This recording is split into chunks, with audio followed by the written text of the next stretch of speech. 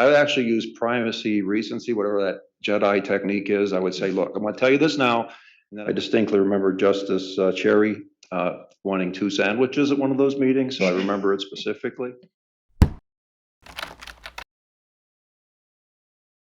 Madam Chief Justice, members of the Supreme Court, wow, what a moment for me. My name's Rob Baer. I was the bar counsel for the state bar for 17 years, municipal court judge, district court judge for 10 years. And it's wonderful to see the faces that I'm able to stand this close to. I didn't file any comments. This was rather slow coming to me, but as time went on, I sort of felt duty bound respectfully to be here today as a resource, not necessarily a cleanup hitter 2 hours into a hearing, but in any event, I just felt like, something came over me where I thought I'd at least show up and see if I could be a resource to be helpful. So I sat over there and I sort of took some notes, and I'd like to be quick as I possibly can. I sort of feel like I should have driven up to the Supreme Court today in the DeLorean, sort of Back to the Future instead of the Jeep that I have. But in any event, I do just want to say a few things quickly. A procedural comment.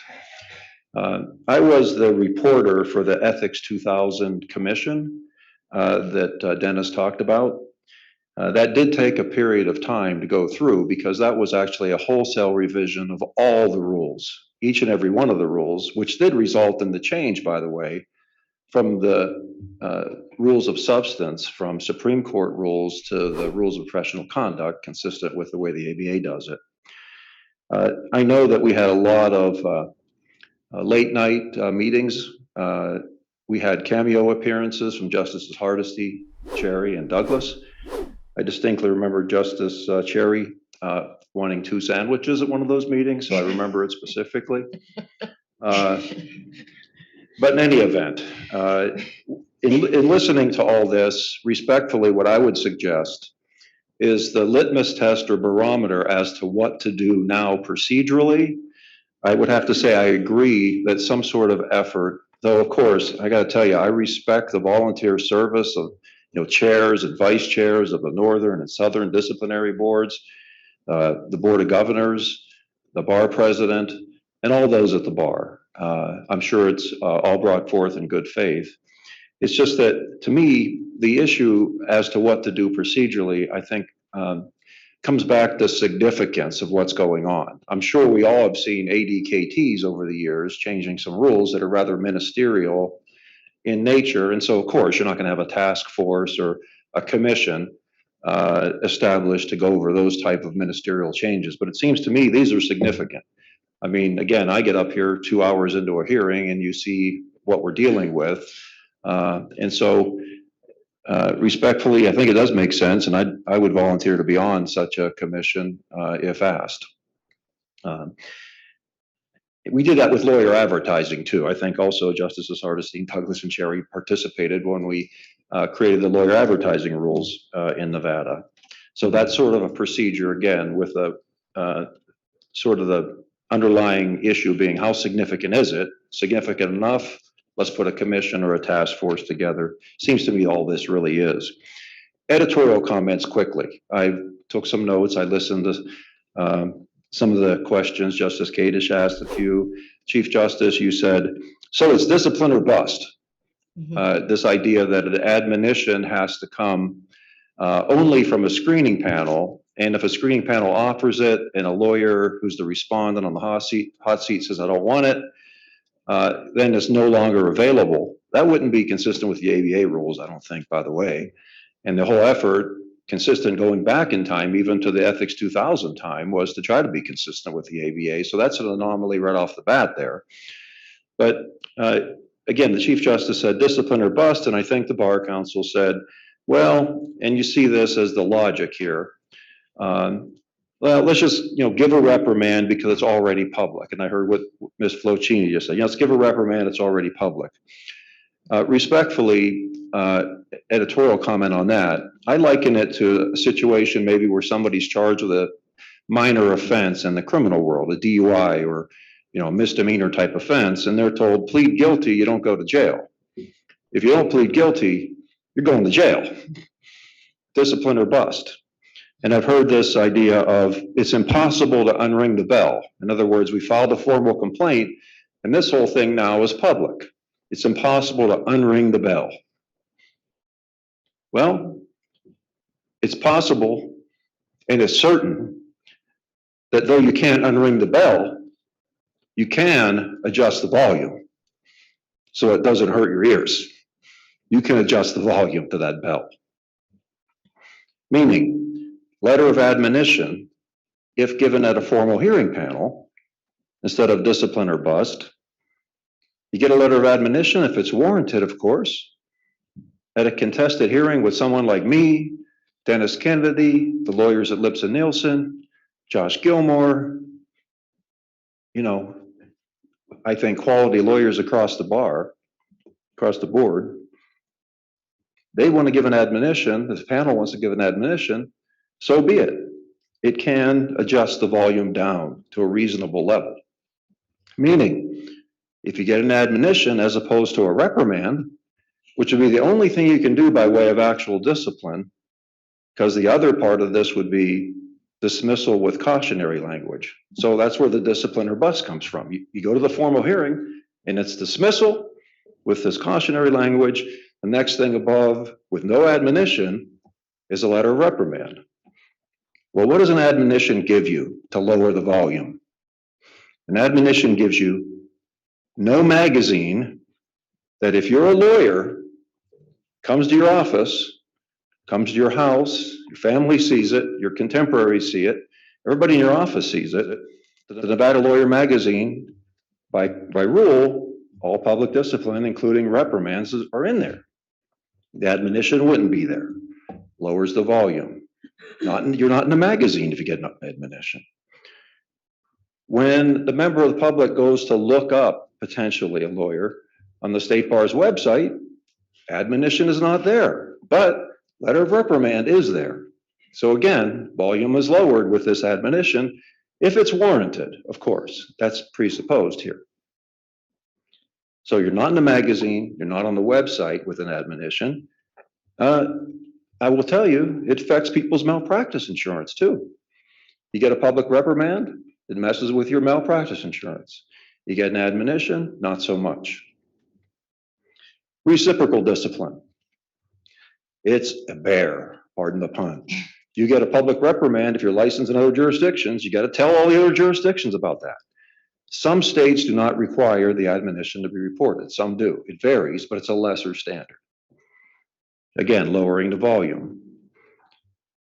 Difference between a public reprimand and an admonition is just common sense. Think about it. You don't lose clients necessarily with an admonition because it's not on the website and it's not that publicly available, though it is public because it's part of a public hearing that started after a complaint. So it's a balance, I think, is what you're looking at here. Mr. Baer, I have a question for you. What do you say to Ms. Flotini's point that the purpose of eliminating what was the equivalent of an admonition was to beef up public confidence in what the Supreme Court and the disciplinary proceedings are doing? That's question one. And then question two is, what do other states do with this dilemma that you have a private admonition in the sense that it's not truly private in that it can be requested and will be disclosed? Like how big a deal is that anywhere else in terms of harming the public's confidence in the discipline and regulation of lawyers? This court has said, probably since the time this court was actually the jury handling discipline cases. You know, the evolution of discipline in the state of Nevada was it started with, you had your hearing in front of the Supreme Court. Then there was a period of time when I think the Board of Governors was the jury. Now you've delegated your authority to regulate the profession to the discipline boards in the state. Since the beginning of time, the only issue really, the only purpose for this whole thing was to protect the public. The regulation of our profession is designed to protect the public. So my answer is it's simply a balance. If admonition is warranted, then that's the result of the case.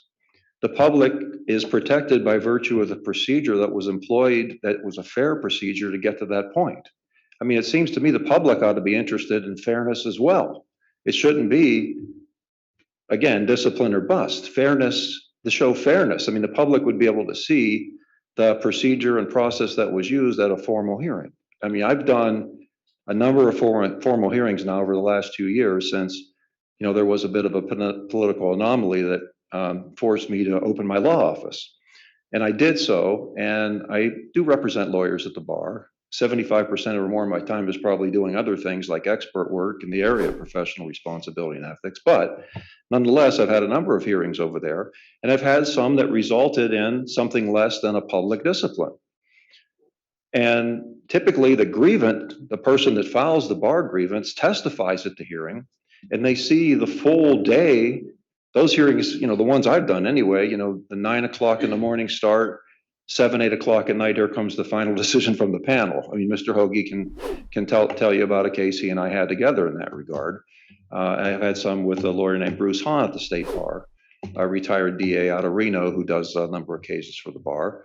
And I can tell you, from the perspective of the public, really the real party in interest, the grievant, they know a fair hearing was had because we spent a whole day at the bar and they testified.